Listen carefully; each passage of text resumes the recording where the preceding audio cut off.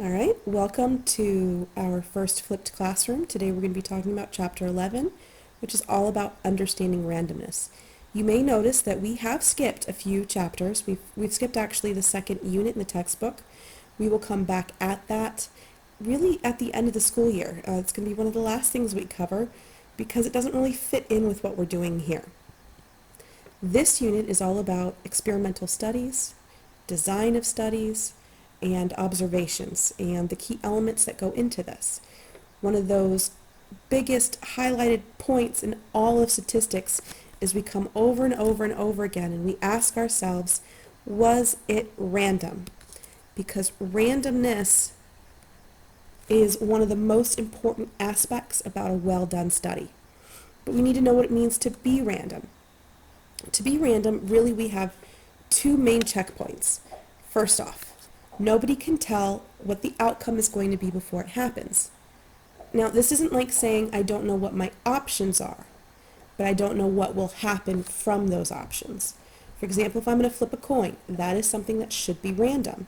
And when I flip a coin, you know that your options are heads or tails, but you don't know which one of this it's going to be. Now, secondly, in order for something to be random, at least for now, we want to have all of our outcomes to be equally likely. Or if we're trying to model something that we don't expect to happen equally as often, for example, the idea of rolling a dice and getting an even number, there are 3 of those on a die, versus a multiple of 3 where there's only 2. We have to be able to somehow represent these proportions so that the outcomes that we're trying to mimic are equally likely to what may happen in real life. Okay? Still understanding that there are going to be some combinations more likely than others. Now, with those two big keys in mind, the understanding the fact that when we are talking about random, we have to know what our outcomes are. Those outcomes have to be equally likely, but we don't know which one it's going to be. So some of the best examples of completely random events, I've mentioned it before flipping a coin. One event does not have any relationship to another. When you flip a coin, you know what your outcomes are going to be. It's going to be either heads or tails, and you know that it should be about a 50-50 chance. Another thing, like I mentioned before, is if you roll a dice, or the single for that is die. Yeah, I know, it's a fun word. When you roll a die, you know what your outcomes could be. It could be 1, 2, 3, 4, 5, or 6, but you don't know which one it's going to be. There's all sorts of other things that we can do. We can use a random number generator to create random numbers, something that we are told to be random. Sometimes we will pull something from a hat or a bin. You know, if it's written on a piece of paper, if all the papers are folded the same way. Let's see here. Sometimes you might think about if we are doing a lottery where each bin gets pulled from only once. So each bin is used only once. That's a big thing here, and we're going to come back to why that's important much later.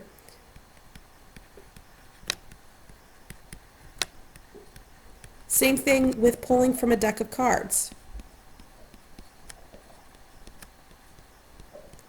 If you're only going to draw it once from a deck of cards, and then, for example, place it back in and draw again, then that still remains that each chance is equally likely. And we'll talk a little bit later about why just continuously pulling from the same deck of cards, those are not random events. Each chance affects the others.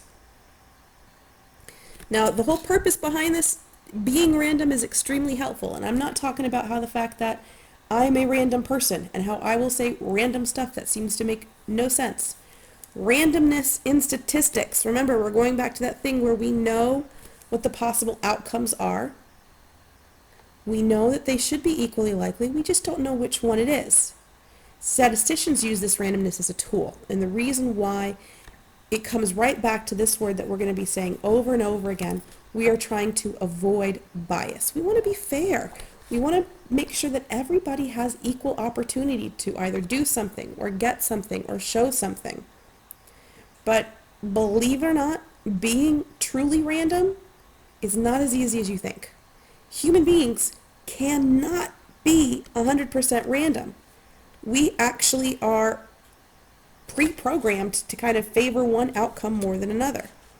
So we've got to be very, very careful with that. And so because we are so bad at being random, we want to force ourselves into patterns.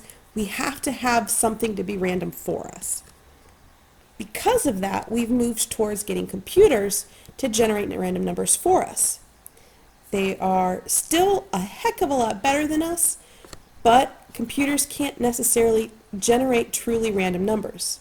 I'm going to show you a really cool little trick in class to prove that to you. All computers work off of algorithms, formulas to generate these things. Even our calculators do. And so because of that, we see interesting patterns emerge.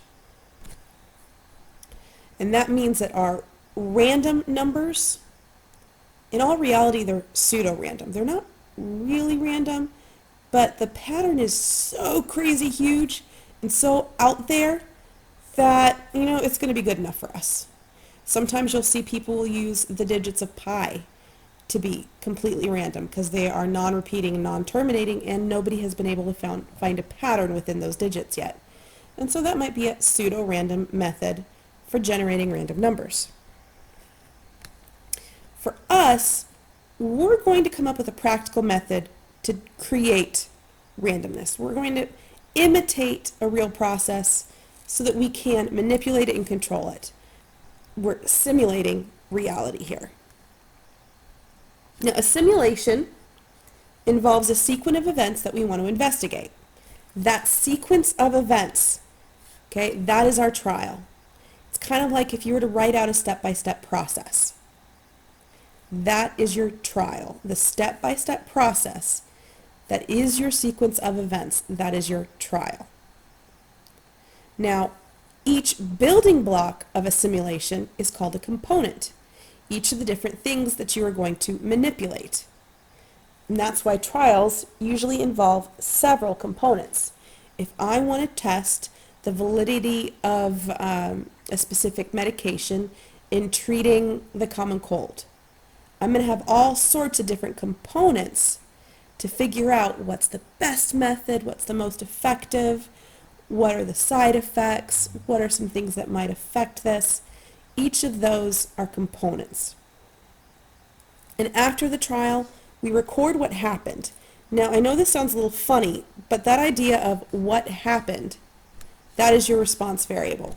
For example, if I'm talking about that cure for the common cold, the response variable would be, did it work or not? Or if you wanted to put it on a scale, how well did it work?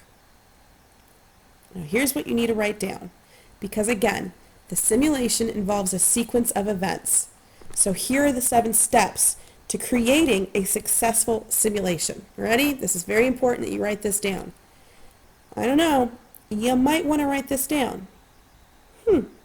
This might be a good question to ask you in class. I don't know. Let's find out. What's the first step? The first step is to identify the component that is going to be repeated. Then we have to explain how we will model the component's outcome. That could be using a random generator. That could be pulling names from a hat. It could be anything that's going to model the component's outcome, and what you want to make sure that you do is that the probabilities match. Okay? You want to make sure that you always match your probabilities.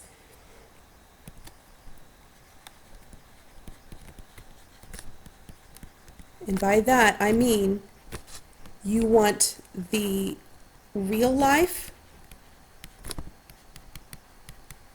probabilities to equal the model. For example, if I think that there is going to be a 1 in 100 chance that I am going to win the lottery tonight, then in order to model the simulation, I have to make sure that whatever I do, the chance of me winning on any given time is 1 in 100. Explain how you combine the components to model a trial. This is basically identify what goes into your plan, Tell me, make sure that my plan models the real life. And how does the plan go together? State clearly what the response variable is asking me, what is it that I'm going to be measuring? If I'm measuring the success of a drug, I want to say, did it cure my common cold? At what level does that have to be done at in order to be defined as being successful? Or if I am trying to win the lottery, the winning lottery would be if I got this. Then you're going to run several trials. Then you can collect and summarize the results. And last but not least, state your conclusion. And if you haven't already figured it out, all of this must be clear, complete, concise, and in context. You can do this like a bulleted step-by-step thing where you're making sure that, yes, did I identify the component? Check. Did I tell how I was going to make the real life match the model? Check. Did I explain how I was going to break down the components to model the trial? Check. Did I label out what my response variable is? What is a success versus a failure? Did I run several trials? Did I include my summary of all the results? And then did I state the conclusion? Now, in all of this, unfortunately, stats is sometimes easier to talk about what can go wrong than what can go right. It is very easy to overstate your case. That means you must remember that what we are doing is a simulation. And when it comes down to it, a simulation is not reality. You cannot say, and I'm going to come back to this over and over again throughout the school year, you cannot say what is going to happen. You can say, based off of my simulation, I believe it should, but you must never say will. You can never say this is going to happen. You can never say this is what did happen, because you can say what did happen in my simulation, but do not confuse it with reality. You have to make sure that your model balances your outcome chances accurately. Okay, for example, if we believe that somebody's free throw average should be that he makes 70% of his free throws, we must model the situation so that 70% of all options result in a success. Then you have to run enough trials. Now, we're going to be talking about this later on as to what is enough, what is a big enough sample size. But really, when it comes to simulations, the whole thing is that you don't have to do something big. You're kind of faking it.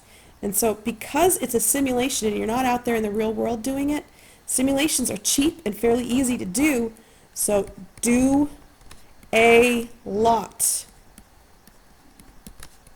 Okay? Sometimes I will specify run 9 trials, right? Run 3 trials until you get 4 successes. I will be specific with you on that, but please know that the more you do, the better your results, the more accurate you are. We will talk about something a little later on called the law of large numbers, which says the more trials you run, the closer you're going to get to what you would expect in reality.